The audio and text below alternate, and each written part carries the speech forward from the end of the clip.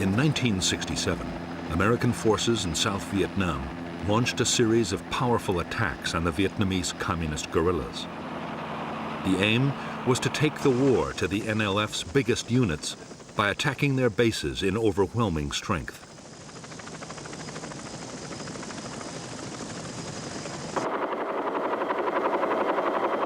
The Americans hoped that the guerrillas would stand and fight. They could then annihilate them with vastly superior firepower.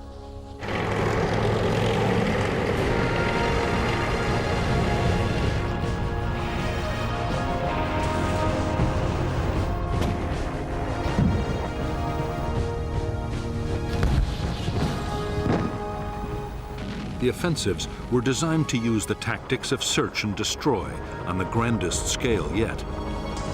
Some of the biggest helicopter operations of the war were mounted to try and trap entire Viet Cong regiments.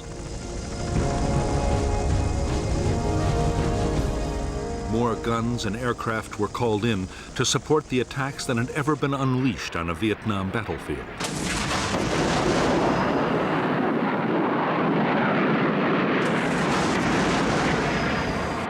The Americans meant to damage the Viet Cong so badly they would be unable to carry on the war. In fact, the Americans would fail to wipe out the Viet Cong's biggest units. Despite heavy losses in men and equipment, the guerrillas would return even stronger, ready to launch their own offensive campaign.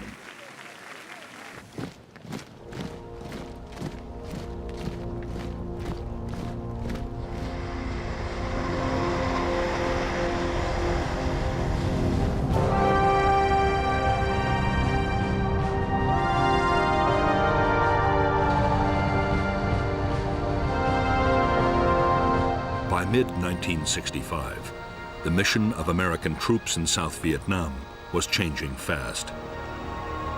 They had come to secure air bases, but now they were actively looking for combat with the Viet Cong. On May 18, 1965, the 173rd Airborne Brigade, the first U.S. Army infantry unit to arrive in Vietnam, began operations.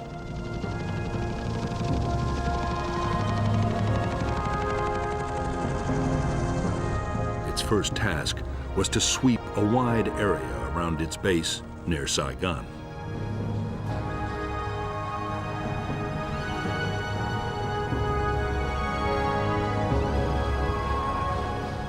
The 173rd met no real resistance. There were thousands of Viet Cong troops in the Saigon area, but they remained elusive.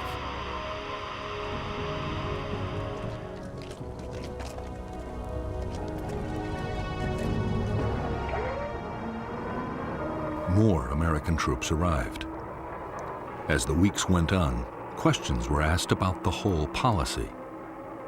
Was it wise to send a conventional army with its slow-moving, heavily armed infantry, its planes, its tanks, against guerrilla units that might be impossible to pin down?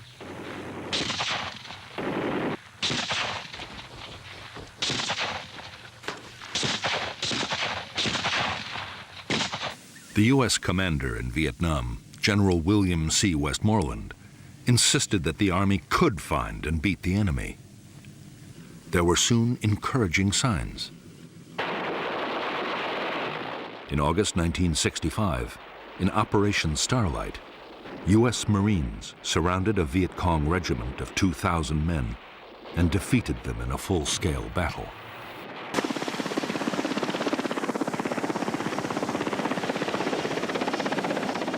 The next major challenge was posed by the NLF's allies, the professional troops of the North Vietnamese Army.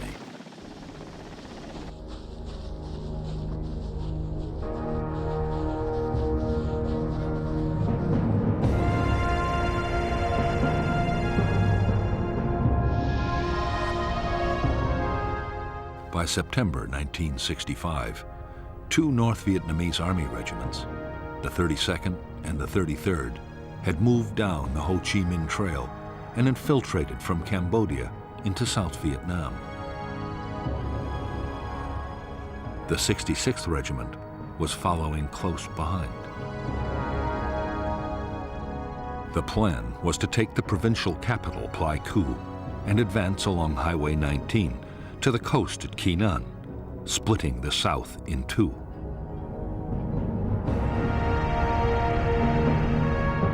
The Americans were determined to block the NVA's attempt to reach Keenan. The idea was to place in the Ankei Valley the most mobile force they possessed, the 1st Air Cavalry Division.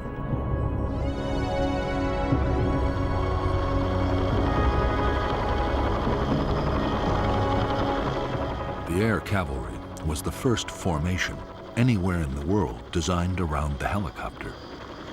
The division was 15,000 strong and had 480 machines, 5 times the number of a normal infantry division. The whole idea had, until recently, been an experiment with an eye to any future war in Europe. No one really knew how it would work in a place like Vietnam.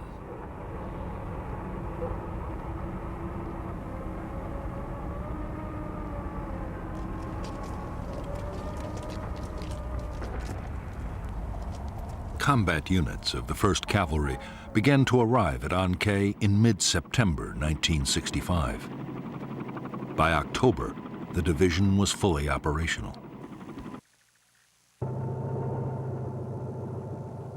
Its base, Camp Radcliffe, had grown into a massive complex of helicopter pads, supply dumps, accommodation and maintenance facilities. For the officers and men of the Air Cavalry, there was a great deal to prove, and they were determined to take the battle to the enemy.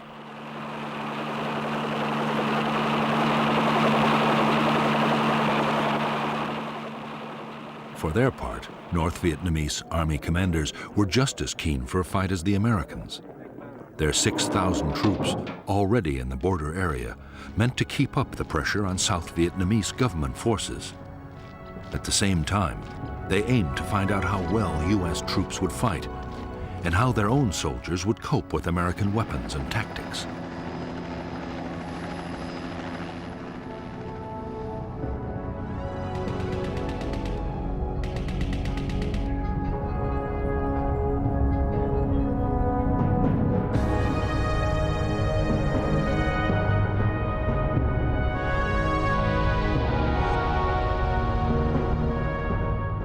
After infiltrating into the South, the 32nd and the 33rd North Vietnamese regiments had established a base area on the high ground of the Chupong Massif. On October 20th, 1965, the 33rd Regiment laid siege to an American Special Forces camp at Plai Mai. After a siege that lasted 6 days, the South Vietnamese Army, backed by the U.S. Air Cavalry, secured that camp, and both NVA regiments withdrew to the Chupong. There, they meant to join with the newly arrived 66th Regiment before renewing their campaign.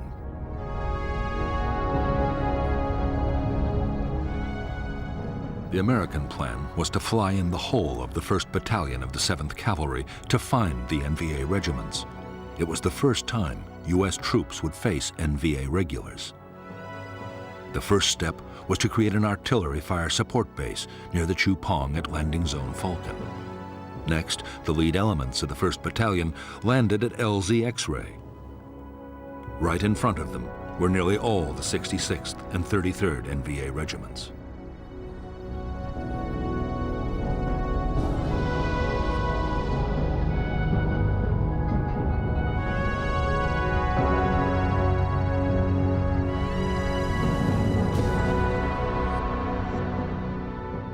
When Company B pushed towards the spur of the Chupong, it was attacked immediately, and a platoon was encircled.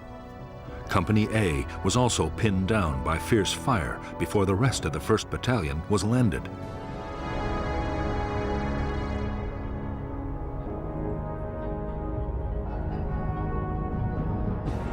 A and B companies then launched attacks to relieve the encircled platoon, but were driven back.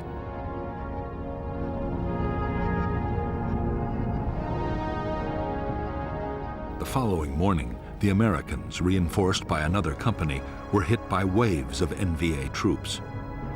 Heavy fire support wreaked havoc on the attackers, and by now another American battalion was on its way overland.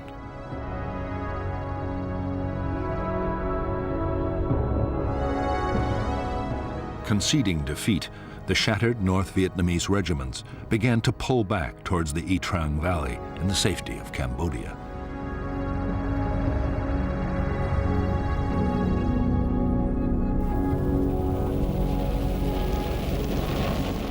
After the fight at LZ X-Ray, the Chu Pong was bombed by almost 100 B-52s, each unloading 17 tons of high explosives.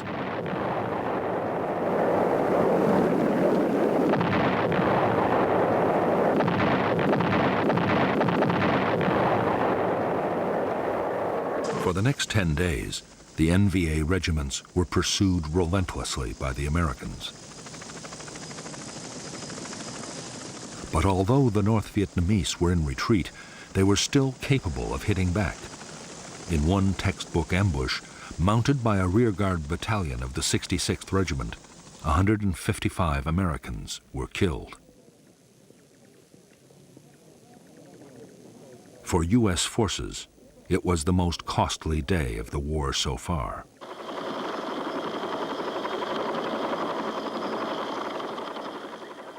In the Battle of the Y Trang Valley and the Pleiku operation, the 1st Cavalry Division lost 300 dead.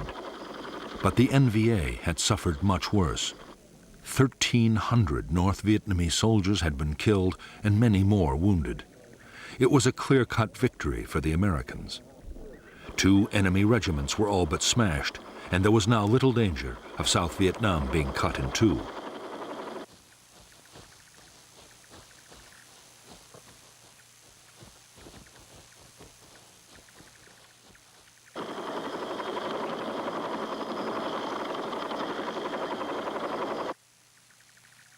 The Y Trang battle was a major boost for U.S. commanders. It seemed to prove their strategy was the right one. The enemy's big units could be made to stand and fight, and take heavy casualties in the process.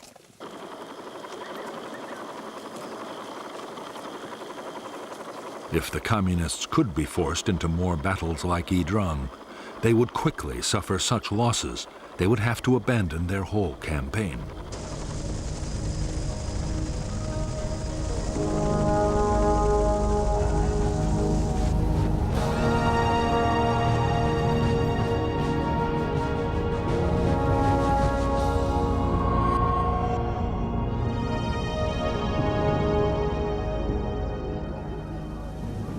The final push to use American combat forces in South Vietnam had come from President Lyndon Johnson himself. Yet, he had never wanted to fight a war in Asia. Johnson's priority was social reform, his Great Society program, and he feared the war in Vietnam might fatally damage his plans.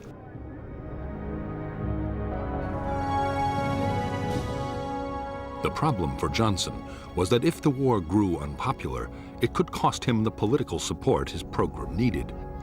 On the other hand, if Vietnam was lost to communism, it would be just as damaging.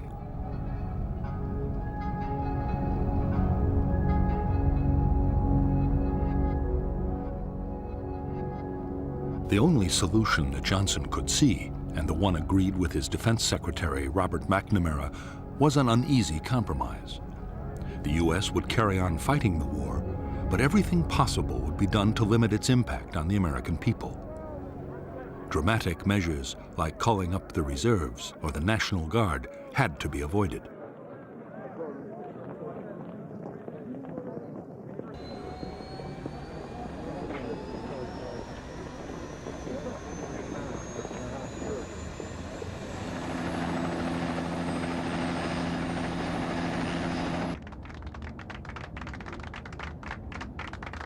Above all, Johnson was determined to keep China and the Soviet Union out of the conflict in Vietnam.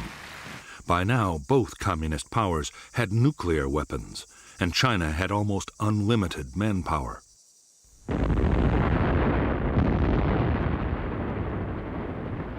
fighting the Chinese in Asia would demand millions of American troops and cost untold casualties.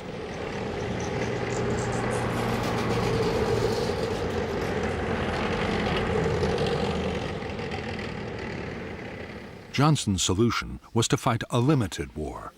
He restricted the bombing campaign against North Vietnam to personally approved targets. He also ruled out invading the North, no matter how much it backed the NLF.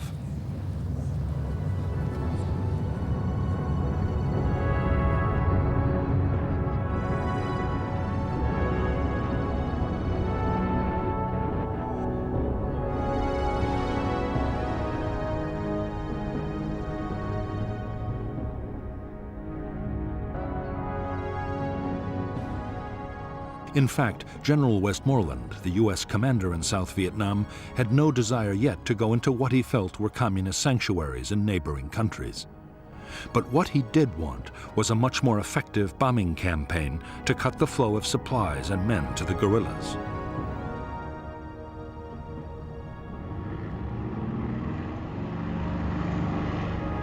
If that happened, Westmoreland was confident he could win. He would need more troops, but once he had built up his forces, he was sure he could seize the initiative.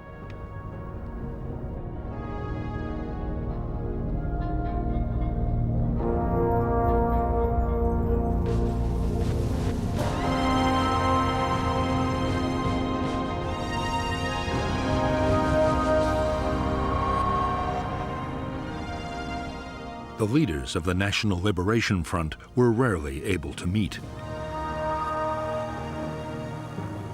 They were forced to gather in the strictest secrecy at a remote forest area near the Cambodian border.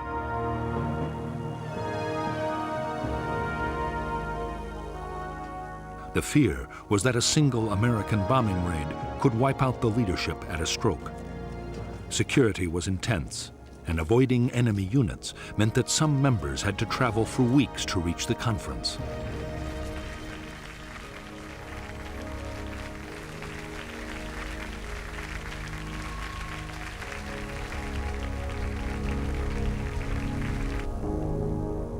The Central Committee had 52 members and was led by the chairman, Nguyen Hue To. To was a French-educated lawyer and to many in South Vietnam, the acceptable moderate face of the Viet Cong.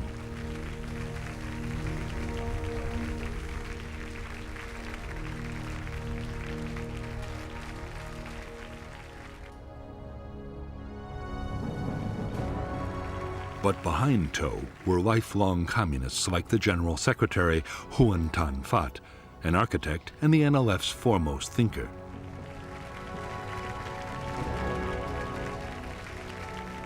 Another hardliner was the French-educated lawyer Tran Bu Kim, one of the NLF's founders.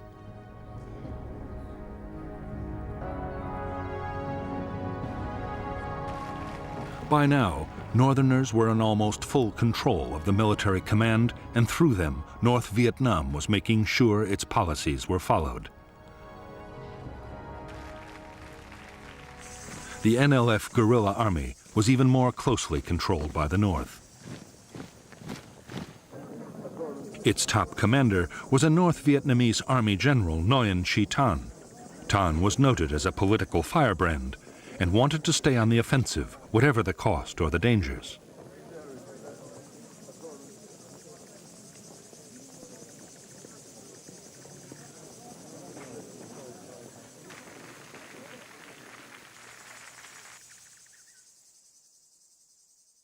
Thanh was equal in rank to the North Vietnamese Defense Minister, General Giap, who favored a more cautious approach in the South, now that American firepower had entered the equation.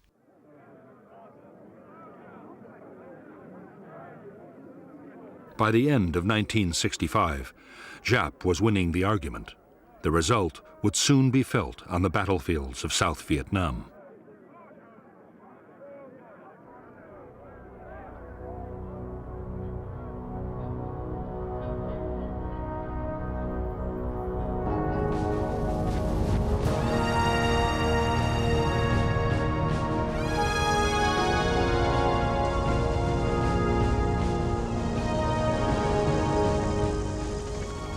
When American combat troops had first arrived in Vietnam, few U.S. officials had believed that the South could survive.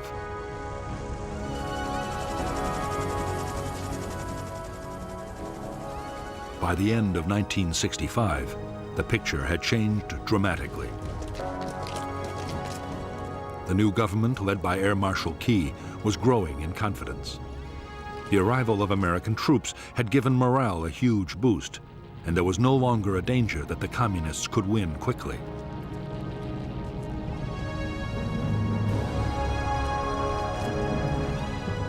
For General Westmoreland, the next stage was to go on the offensive against the Viet Cong. His aim was to take on the enemy's big formations on the battlefield and eliminate them one by one.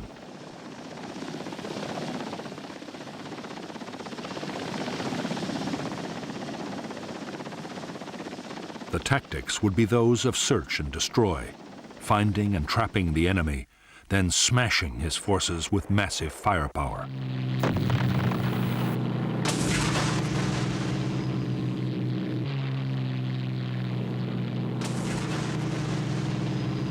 General Westmoreland's strategy would be to wear the Viet Cong down by relentless attrition. In battle after battle, Westmoreland meant to force the Viet Cong to sacrifice troops and materials faster than they could ever be replaced.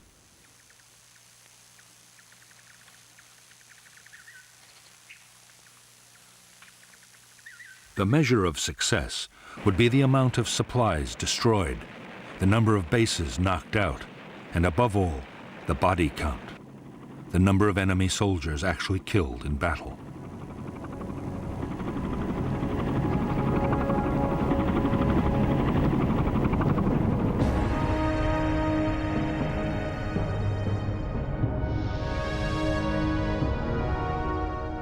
For defense, 4 national priority areas were agreed by the Americans and the South Vietnamese. The coastal provinces around Da Nang and Quy Nhon, and the central part of the Mekong Delta, and above all Saigon, the capital. These were to be first consolidated and then made the springboards for large-scale search and destroy operations against enemy units and base areas.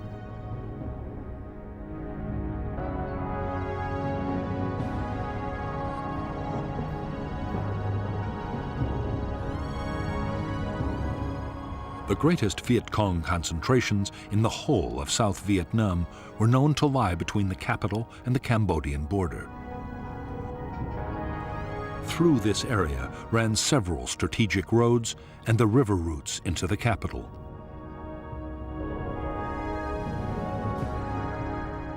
There were believed to be enemy bases in the Iron Triangle, War Zone C, and War Zone D.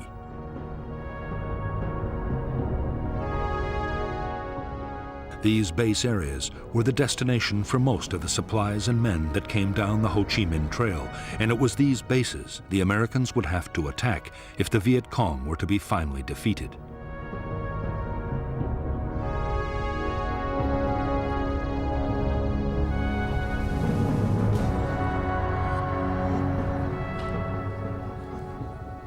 A key part of the American strategy was to stop the Viet Cong, replacing the men and supplies they lost in battle.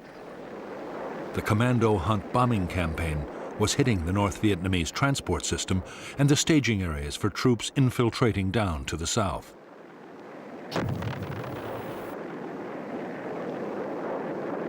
During 1965, U.S. aircraft had flown 55,000 individual sorties over the north.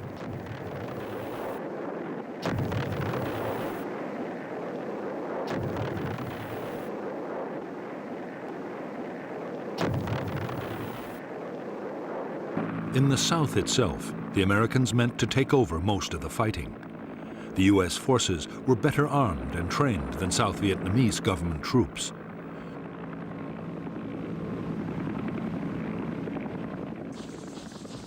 They were much more mobile and had the backing of enormous firepower.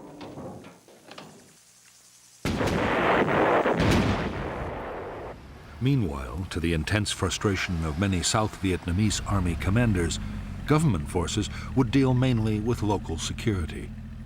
Only elite units would take part in offensive operations.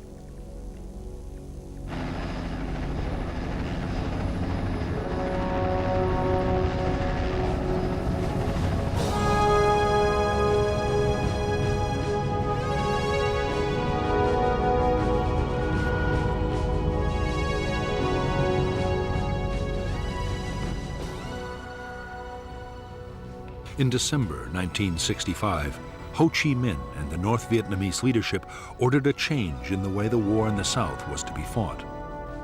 From now on, the Viet Cong would avoid pitched battles with the Americans unless the odds were clearly in their favor.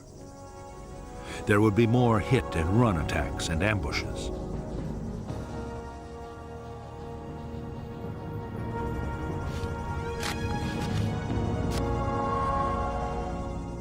To counter the American buildup, Viet Cong recruitment would be stepped up, and more North Vietnamese Army troops would be infiltrated into South Vietnam.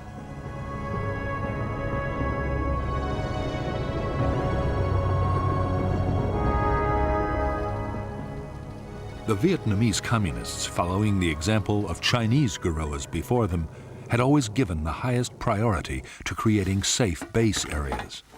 They were training grounds, logistics centers, and headquarters.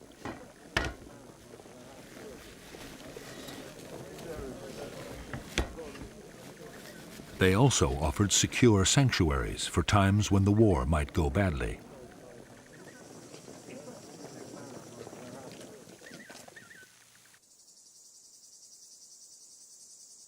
Hiding the base areas had always been a high priority for the Viet Cong. Now, with American spotter planes everywhere, it was more vital than ever to protect them. In remote swamps or forests, there were few problems, but nearer the capital, it was much more difficult.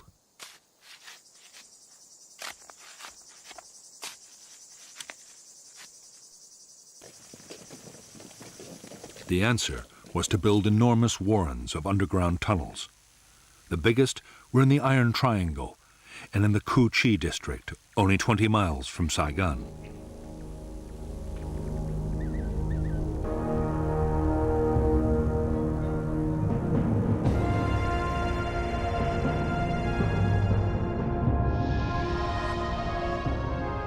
In the Cu Chi base area, any facility used by the guerrillas, like a conference room or training area, had almost instant access to the safety of underground.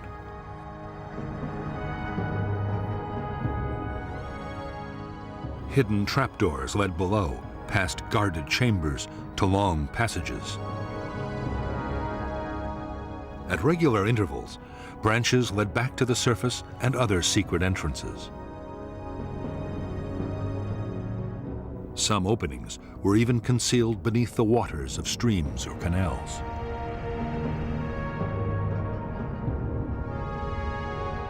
At the deeper levels, there were chambers carved out for arms factories and a well for the base's water supply. There were storerooms for weapons and rice, and there was sometimes a hospital or forward aid station.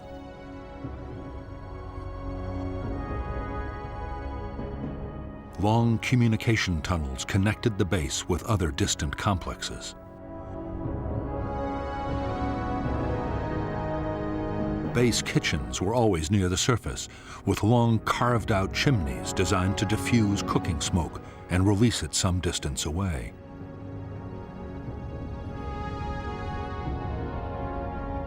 Near the kitchens were the guerrillas' sleeping chambers, where they could survive for weeks at a time if need be.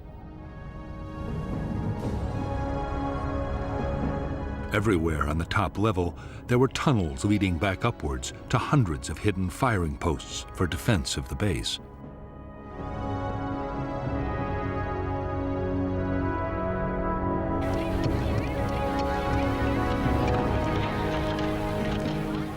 The base area at Cu Chi was a vast network with 200 miles of tunnels. There were other complexes too, big and small, scattered all over the country. Each villager in an NLF area had to dig a meter of tunnel a day. There was even a standard handbook specifying exactly how tunnels were to be built.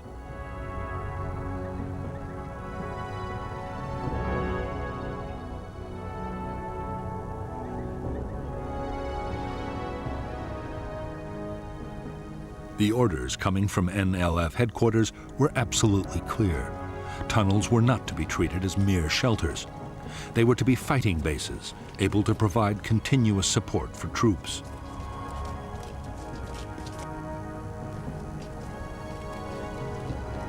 Even if the village was in enemy hands, the NLF beneath should still be fully capable of offensive operations.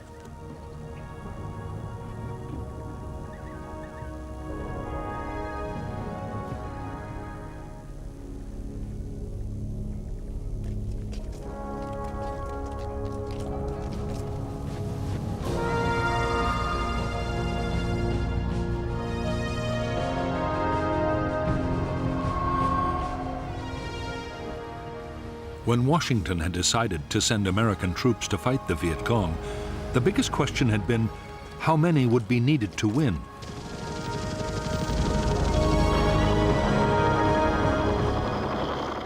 Military planners accepted that to win a war against guerrillas, an army needed to outnumber them 10 or even 15 to 1. But American generals were now arguing that the Viet Cong was no longer a guerrilla force, but a conventional army of big units.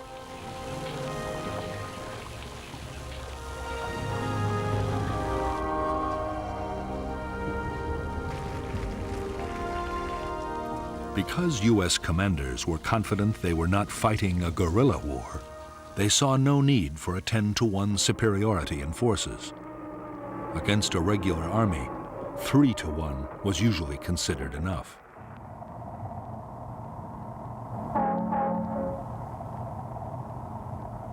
$400,000 U.S. troops, plus the South Vietnamese army, would be just sufficient to reach that target. The plan was to have most of the men in Vietnam by the end of 1966.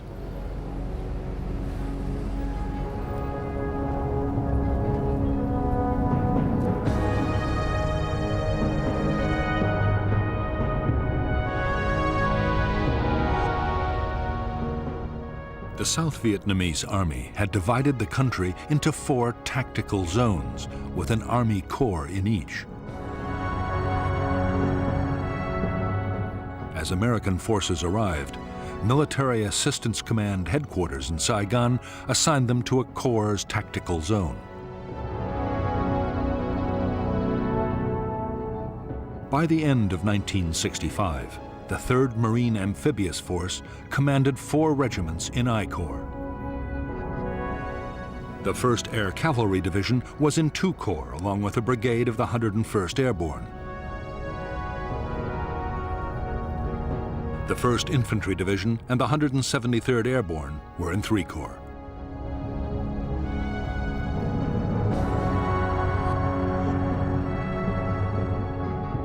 During 1966, the plan was to build up U.S. strength by 2 Marine regiments, 3 Army divisions, an armored cavalry regiment, and 2 light infantry brigades.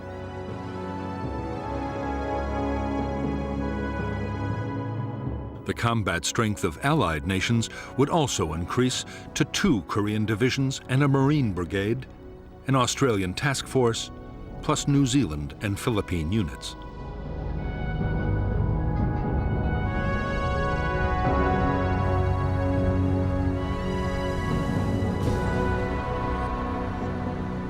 By late December 1965, almost 150,000 U.S. troops had arrived in Vietnam. The Air Force had over 500 aircraft at 8 bases. The huge scale of the buildup had placed an incredible strain on facilities and installations.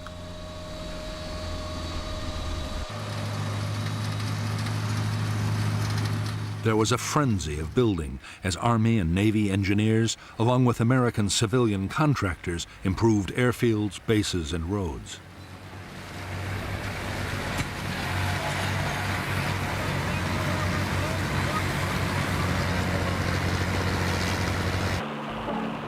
The most ambitious construction project of all was a gigantic port and logistics base at Cam Ranh Bay.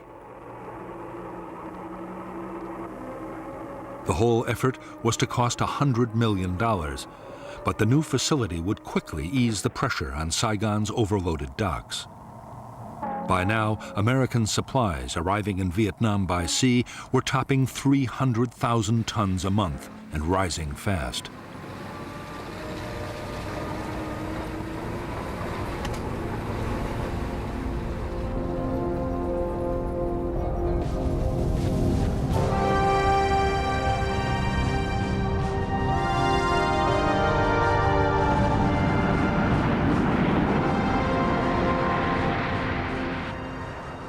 As the Cold War had produced one world crisis after another, the U.S. armed forces had been on a war footing almost continuously for 5 years.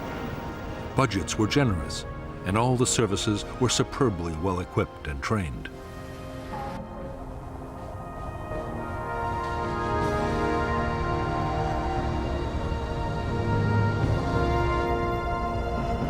Many American officers and NCOs already had combat experience in Vietnam as military advisors. Most of the more senior personnel had fought in World War II and Korea.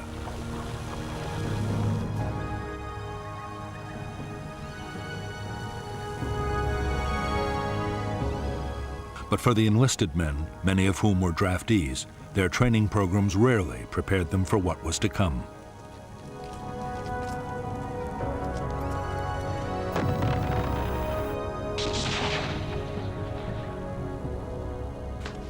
Even to the best trained soldiers, the reality of arriving in Vietnam could come as a shock. The climate was exhausting, with extremes of heat and humidity. The Vietnamese people and their culture were totally unfamiliar. Many American soldiers were from U.S. cities, and the lives of Southeast Asian peasants were beyond anything they knew.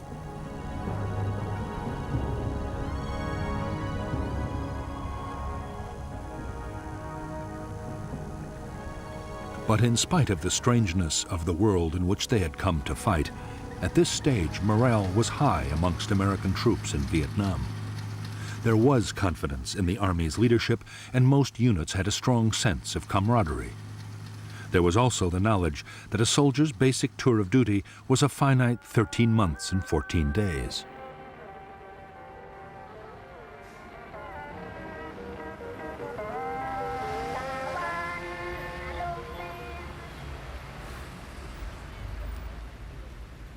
While thousands of Americans were getting their first look at Vietnam, the South Vietnamese Army was in its 6th year of war. Most of the Army's 300,000 soldiers were reluctant conscripts. Many were underfed, and desertions were outstripping recruitment by 2,000 a month.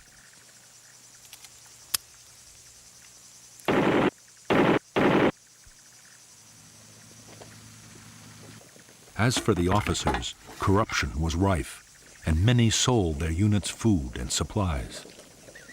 The most senior commanders had nearly all been appointed for their political and family connections.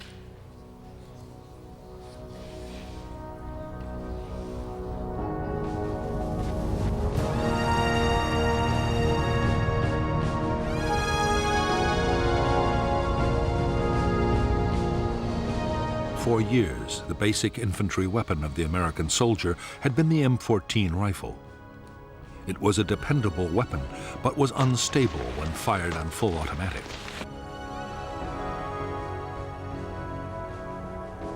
The M14 would stay in service with some units for a long time yet. But a new weapon was starting to reach the troops in Vietnam.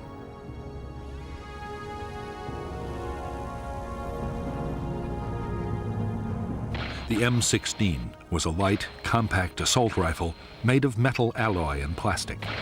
It was effective up to 400 yards and had a very high rate of fire.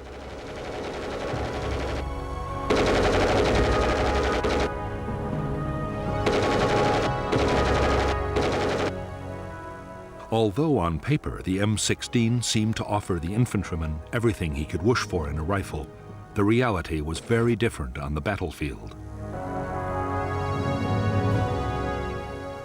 The M16 was prone to jamming, a nightmare for the soldier in a firefight. The problem was reduced by scrupulous cleaning, and later modifications would cure the problem completely. But in the meantime, many men viewed the M16 with deep mistrust.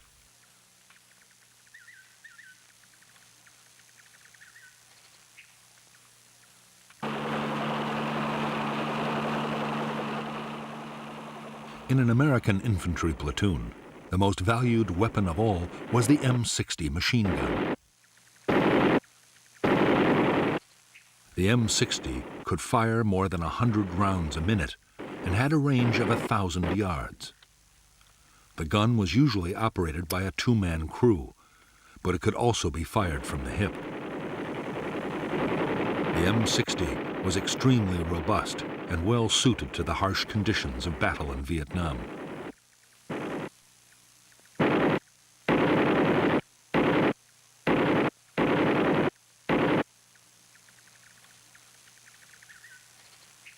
As well as the weapons they took with them into the field, American infantry could call on heavy fire support at any time.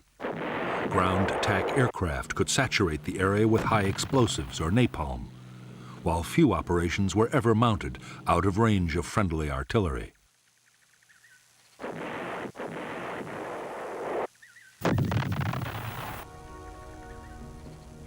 Unlike aircraft, guns were not affected by weather or visibility, and they were extremely accurate.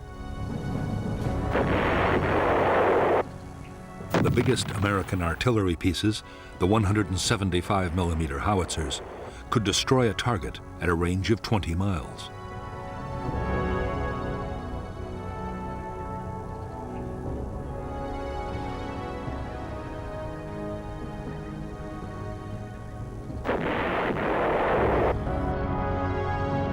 By now, every infantry division depended heavily on helicopters to maneuver its forces on the battlefield and to carry supplies and heavy equipment.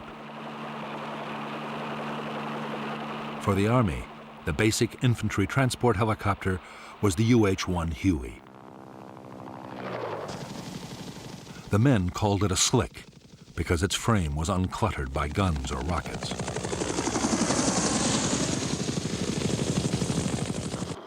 The Huey was able to carry 11 soldiers and their equipment. For protection, each helicopter had a door gunner with an M60.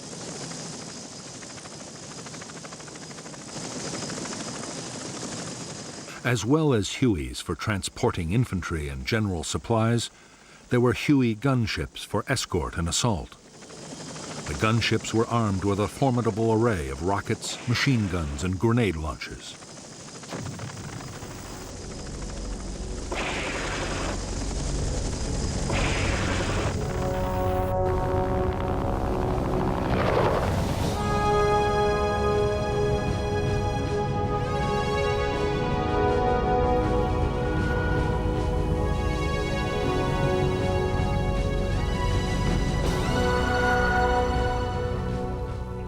By the end of 1965, the total strength of the NLF and North Vietnamese Army units in the South had grown to 206,000 men and women.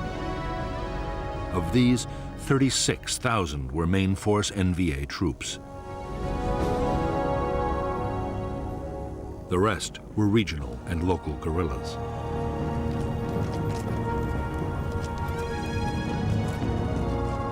The main force Viet Cong units were used to launch large-scale offensives over a wide area. They were uniformed, full-time soldiers. Regional forces were also full-time, but they operated inside their own districts. If necessary, their units could come together to make bigger formations for a large-scale attack. If enemy pressure became too great, they could break again down into smaller units and scatter.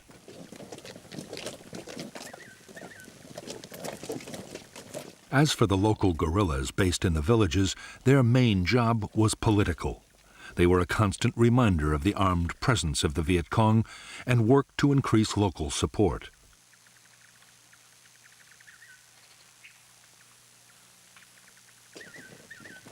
They were also expected to defend nearby installations like bunkers and tunnel complexes.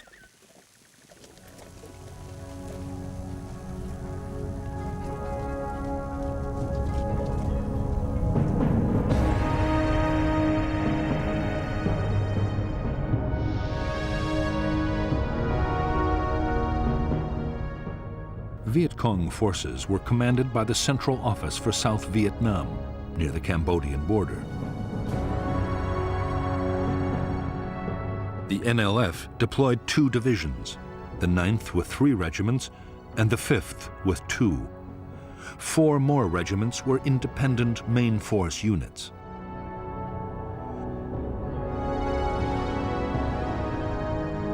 The NLF also controlled more than 40 local and regional battalions.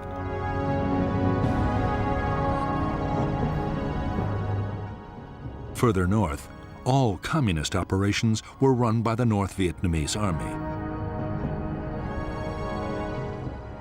The NVA deployed 3 divisions and 9 independent regiments.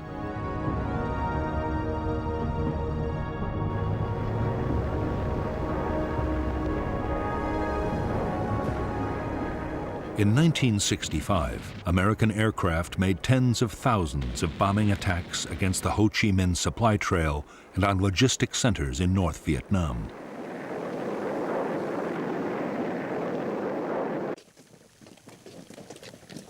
In spite of their efforts, the Viet Cong were getting more weapons and reinforcements from the north than ever before. The average Viet Cong unit was now better armed than at any time in the movement's history.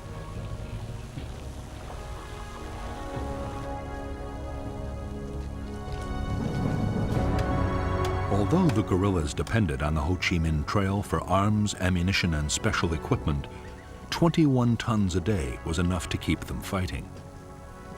Their other needs were met inside South Vietnam.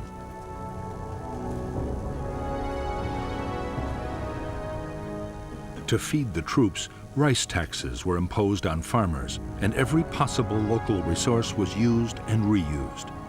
Nothing was wasted.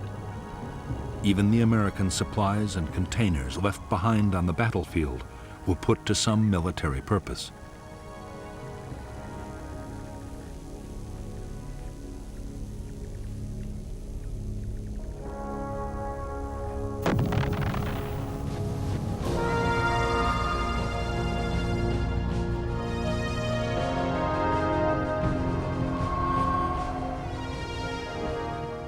In the last 12 months, the Viet Cong had suffered terrible losses.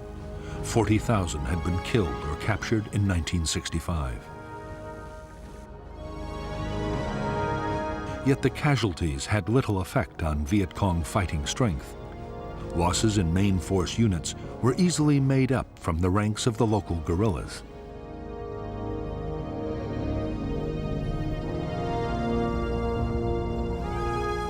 The biggest problem was the high casualty rate among officers. To replace these, the Viet Cong depended on trained men coming down the Ho Chi Minh Trail from the north.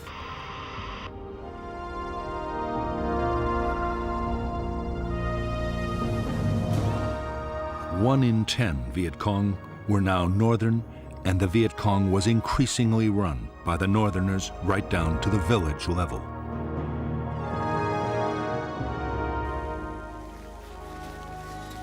By this time, most Viet Cong main force soldiers had fought for years and were highly skilled and motivated. Every attack was planned down to the last detail, using elaborate models and endless rehearsals. The troops were well trained in infantry tactics and night operations.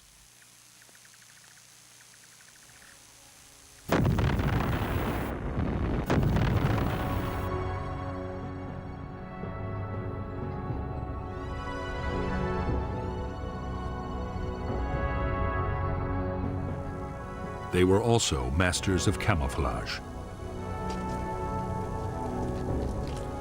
While main force troops thought of themselves as professional soldiers, local Viet Cong were far less confident. Mostly the recruits were young teenagers, and while many were motivated by idealism, others had been pressured or shamed into joining. What many had in common were real doubts about their ability to fight heavily armed and well-trained American soldiers.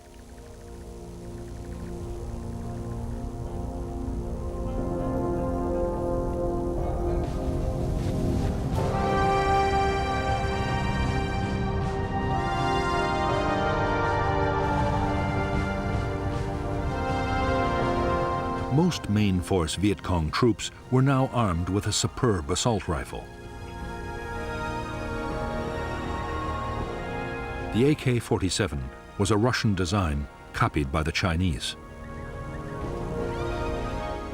It was comparable to the American M16, but it had fewer moving parts. The stock was wood, not plastic, and was far more reliable in Vietnam's testing conditions. The AK-47 also had the advantage of a 30-round magazine compared to the 20 of the American rifle. The Viet Cong had a range of effective Soviet and Chinese light and medium machine guns. They also had heavy machine guns, though never enough.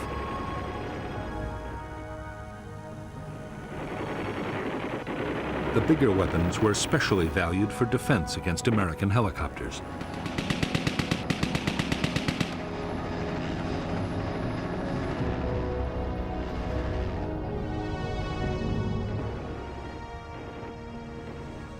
For destroying armored vehicles or bunkers, the Viet Cong had highly effective rocket-propelled grenades and recoilless rifles. Mortars were also available in large numbers and had the advantage of being very easy to transport.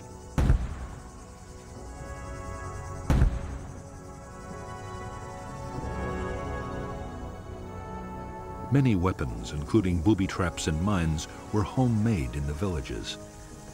The materials ranged from scavenged tin cans to discarded wire, but the most important ingredients were provided by the enemy.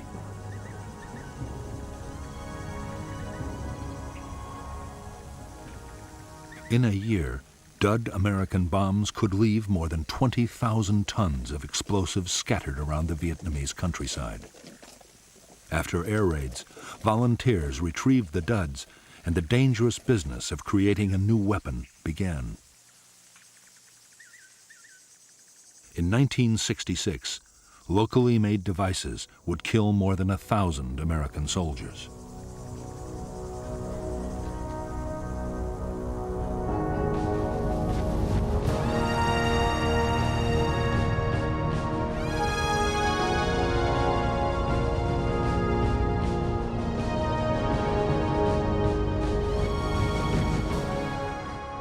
For General Westmoreland, the close of 1965 marked the end of the defensive stage of the American war in Vietnam. In the coming year, he meant to complete his buildup. Then he would launch the full-scale offensives that would lead to final victory.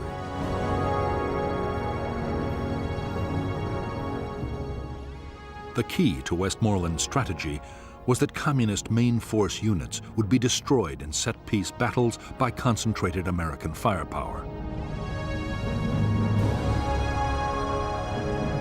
Westmoreland was confident the Viet Cong would stand and fight. But there were some signs that the Viet Cong might be changing their tactics.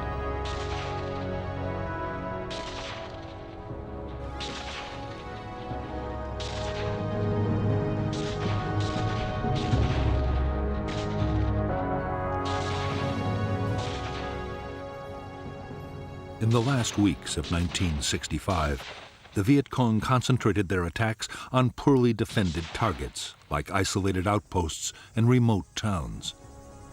Strong South Vietnamese or American forces were making contact with big guerrilla units less and less often. At the same time, there were more sniping incidents and ambushes. As a result, While Viet Cong casualties went down, American and South Vietnamese army losses increased dramatically.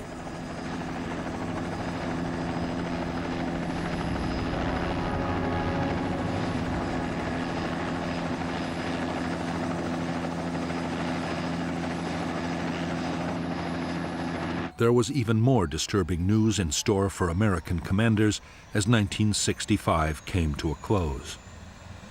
Washington's Defense Intelligence Agency reported that the Rolling Thunder bombing campaign against North Vietnam was failing.